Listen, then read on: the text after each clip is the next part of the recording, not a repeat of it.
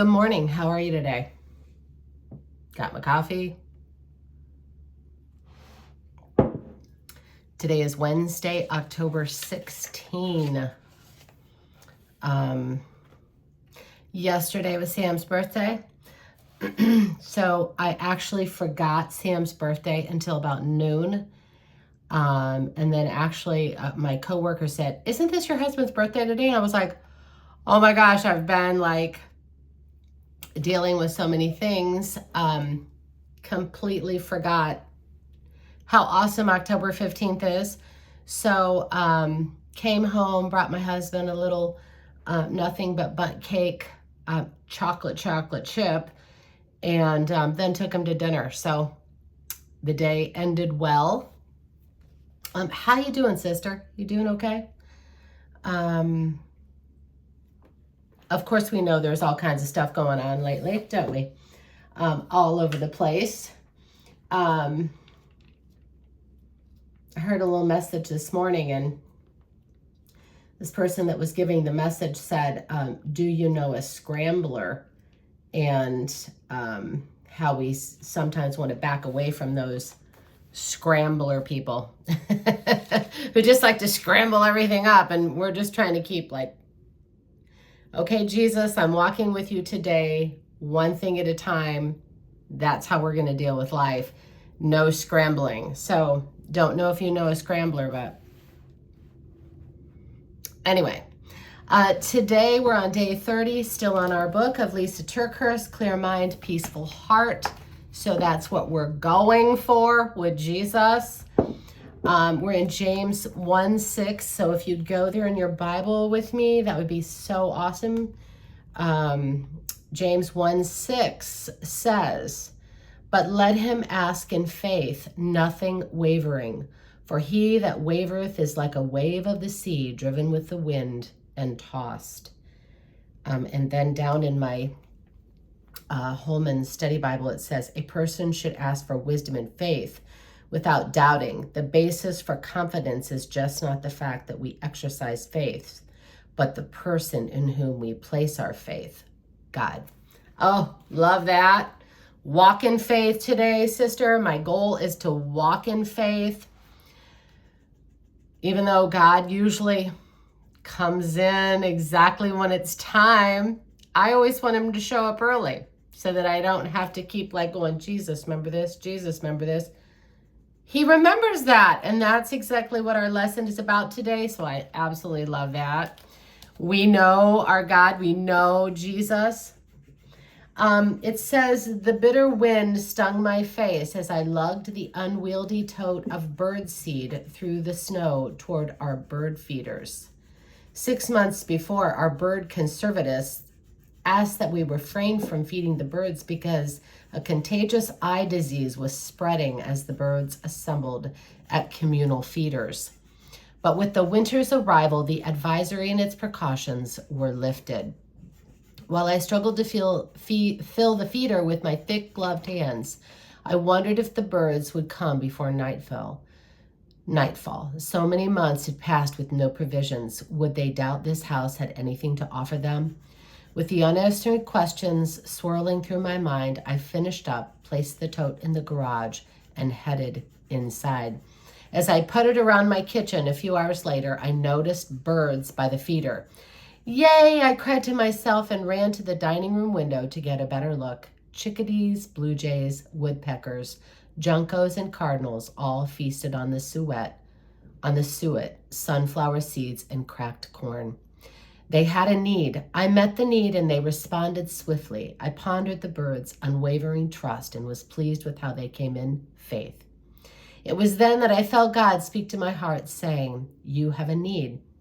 I want to meet the need. I offer you peace of mind and wisdom, but you need to trust and come to me in faith as readily as the birds." When we need wisdom, James 1:6 instructs us to ask in faith with no doubting. For the one who doubts is like a wave of the sea that is driven and tossed by the wind. As my children get older, my worries for them and my need for wisdom grow. The current list includes college choices, dating partners, and driving. I question whether I'm providing the best guidance and making the wisest parenting decisions. I have a choice when it comes to ushering my children into adulthood.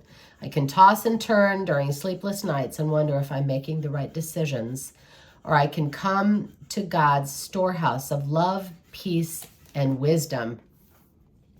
Proverbs 2:7, and let's go there. So I'm not sure if I told you the title of this lesson. It's called God is Overflowing in Whatever You Need Right Now. And isn't it funny how God always provides exactly what we need just in exactly the right time. He's never early and he's never late.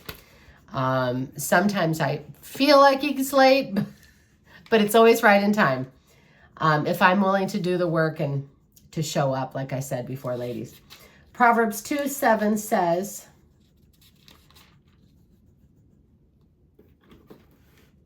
He layeth up sound wisdom for the righteous. He is a buckler to them that walk uprightly.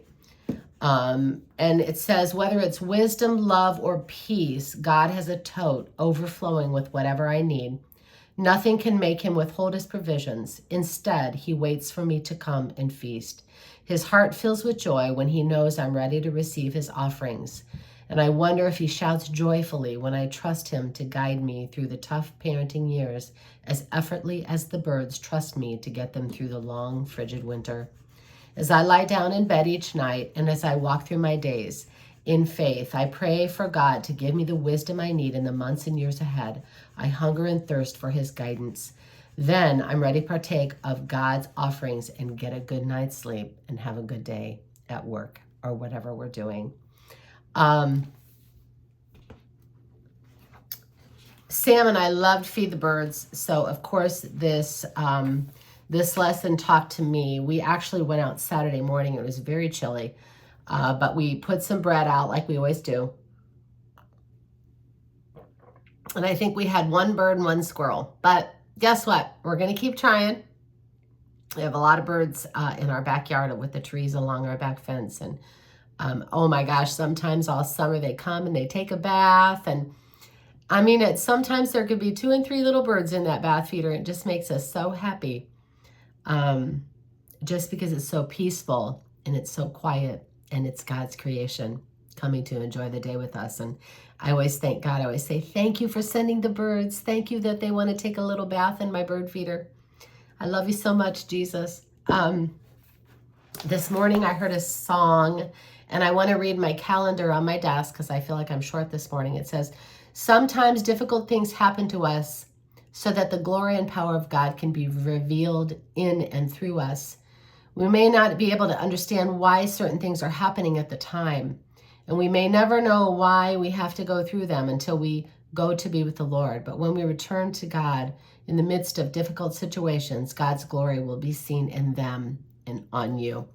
I loved that. God gave me a song this morning when I woke up, so I shared it with a few people. Love this song. It took me a minute to find it on YouTube because, you know, a lot of the lyrics are the same. I tried to print it out. Of course, I couldn't print that thing out. My phone finds no printer, but I wrote it. Here we go. So I'm going to read this to you and see if you can find the song.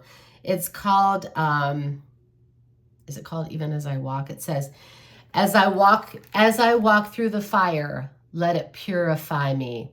I know you're with me there. Though fear and doubt may find me, God, you hold the victory, and I know you're with me there. I'll walk proudly through the valley of the shadow of death, and I will fear no evil, because this is what you said.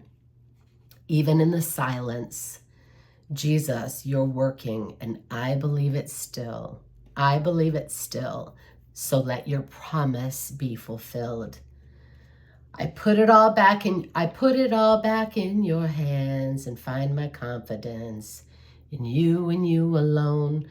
So who am I to fear when you are for me? I trust in you alone. I'll walk proudly through the valley of the shadow of death, and I will fear no evil, because this is what you said. Even in the silence, Jesus, you're working, and I believe it still. I believe it still. So let your promise be fulfilled. Even in the darkness, you said you're here, and I believe it still. I believe it still. So let your promise be fulfilled.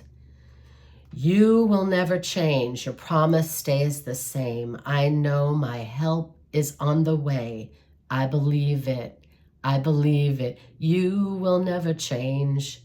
Your promise stays the same. I know my help is on the way. I believe it. I believe it. That's your hope today, sister. And that was really sad singing because I'm not in the choir or the praise team for a reason. But I always remember this about my mom. I used to sit, when I was younger, I would stand by my mom and think, Mom, you don't have a good voice. You really don't have a good voice. And you know what, ladies? I would give anything right now to stand by my mom and hear her voice. Let's just praise Jesus for this day. And every day he gives us, we're going to look for the good. We're going to shine for somebody who I know needs it. And God has us right in the place that we are just for the time as this. I love you. Have an amazing day.